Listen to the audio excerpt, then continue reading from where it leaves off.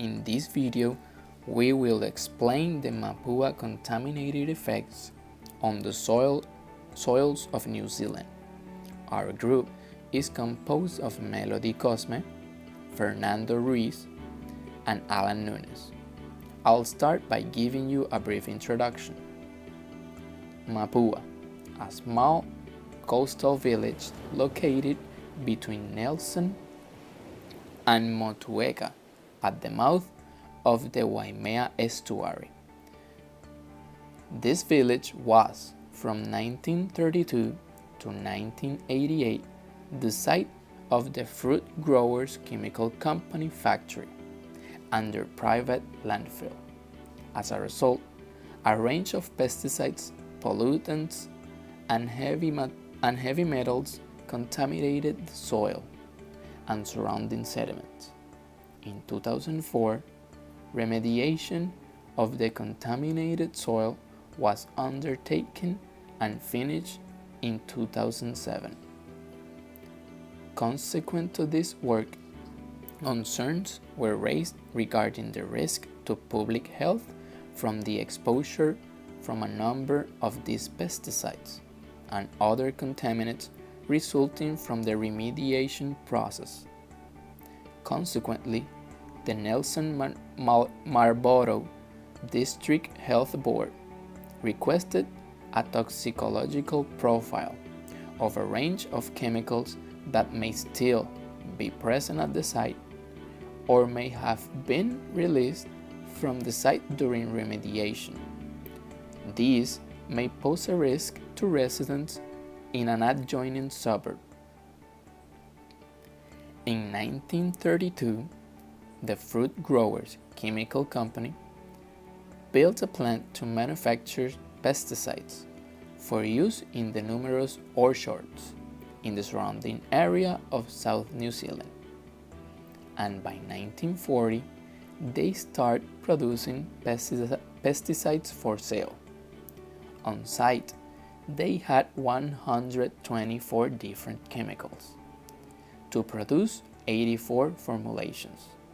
But by 1988, the plant will have to be closed, and we'll see why in just a moment. From 1932 to 1988, the company Fruit Growers Chemical Company, located in Mapua, New Zealand, was engaged in the manufacturing of pesticides, herbicides, antifungal, aerosol oils, and calcium polysulfide. The abbreviations for the chemicals they produced were DDT, DDD, Dieldrin 2,4-D, and Paraquat. During their time of operation, the Fruit Growers Chemical Company discarded their waste to their environment without proper treatment. Company waste material was discharged into an estuary that was built for this purpose, but they also buried hazardous waste from their chemical reactions in ditches, and as a result, the toxic materials reached groundwater. Although environmental awareness of the community increased, the company continued operation and their irresponsible behavior, and by the 1980s, their production had even increased. By the 1980s, the waste were monitored by the Catchment Board, and they determined that the Fruit Growers Chemical Company was not complying with the regulations for hazardous waste disposal. The board informed the company how to treat the waste before disposal, but in a short solution, the Fruit Growers Chemical Company decided to take all their waste to Conejo Island instead. They buried this waste in ditches again. And in 1987, the Department of Conservation warned that the Fruit Growers Chemical Company had violated the water and soil conservation law, which caused the cease of production for the company and that they had to correctly discard the waste they had buried before and close the plant by 1988. Here is a timeline of the site's contamination and eventual cleanup. In 1932, Fruit Growers Chemical Company opened a pesticide formulation factory at Mapua. In 1945, the manufacture of organochlorine pesticides began. In 1958, organophosphorus pesticides formulation was introduced. In 1988, the Fruit Growers Chemical Company operations were closed down, and by this time, more than 100 chemicals had been used and formulated on this site. By the 1990s, site investigations were conducted, leading to the development of a research consent application for the containment strategy. In 1997, a research consent hearing granted a consent for containment of the site. This was appealed by the Royal Forest and Bird Protection Society, in part of the grounds that containment was not the preferred response.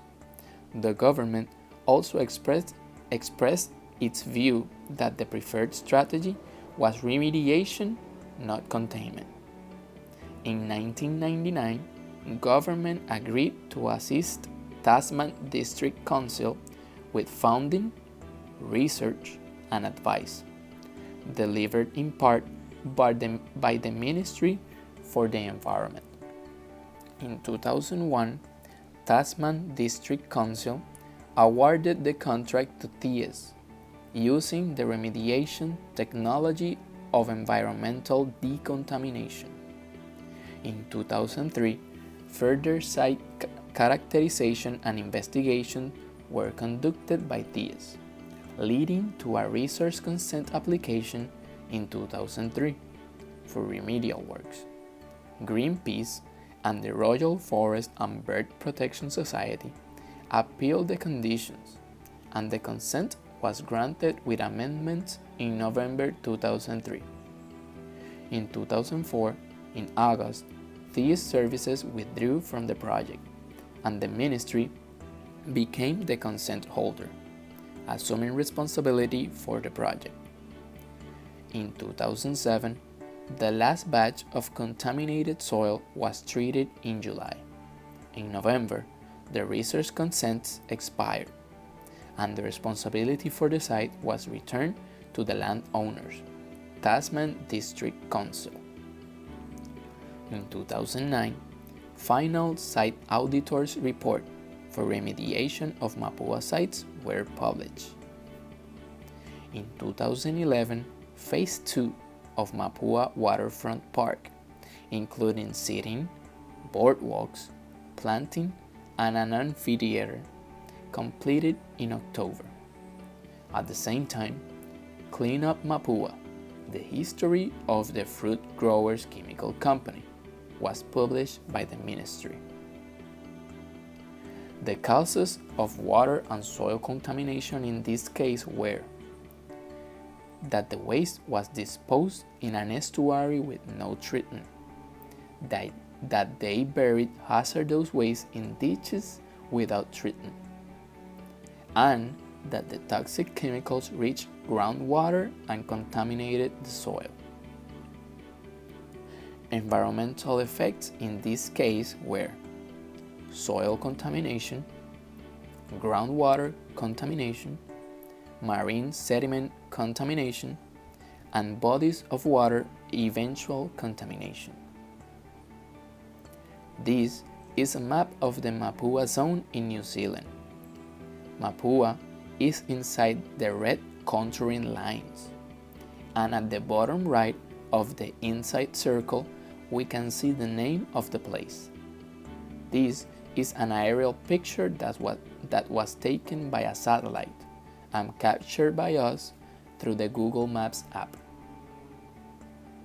On this picture, we can see more closely which area was contaminated by the fruit growers' chemical company. At this moment, the government is trying to turn the once contaminated area into a public park.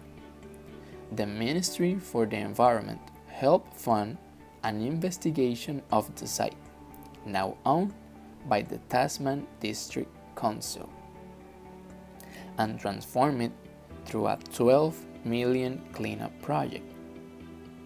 This picture represents the concept of the park and its eventual construction. This transformation brings significant challenges due to the sheer amount of contamination. The site and the site's location sandwiched between two residential areas and a sensitive marine ecosystem. Now, this place is unrecognizable if we compare it to before 2003. Even though the cleanup has turned a highly toxic site into a real asset for the Mapua community, the ministry had been criticized for aspects regarding its handling of the project.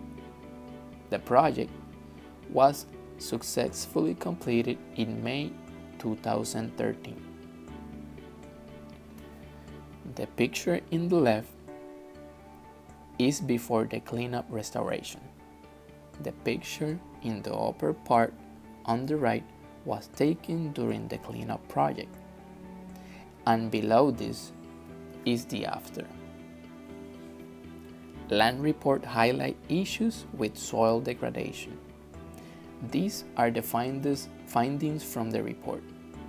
Our soil is affected by erosion and intensive agriculture. 192 millions of tons of soil are lost every year from erosion. Soil quality testing shows 2 out of 7 indicators give reason for concern. Nearly 83% of our native birds, bats, reptiles, and frogs are classified as threatened or at risk of extinction. 20 species of birds actually improve their conservation status. Loss of native vegetation across the country. Coastal and lowland habitats continue to reduce. Significant shift in land use. 10% increase in the total size of our towns. 42% increase in the area of land used for dairy. 20% decrease for sheep and beef. Loss of 71,000 acres of native land. 7% decrease in total area of land in agricultural production. This incident had environmental effects, such as the contamination of bodies of water and soil. As prevention measures, we must apply the treatment of waste before its disposal, the reduce of dependencies on pesticides, select legally approved pesticides and make good use of them, and investigate the environmental consequences that they may cause. For these reasons, the use of pesticides should be minimized or should be eliminated due to the fact that their degradation time is very long and have a strong fixation in our environment.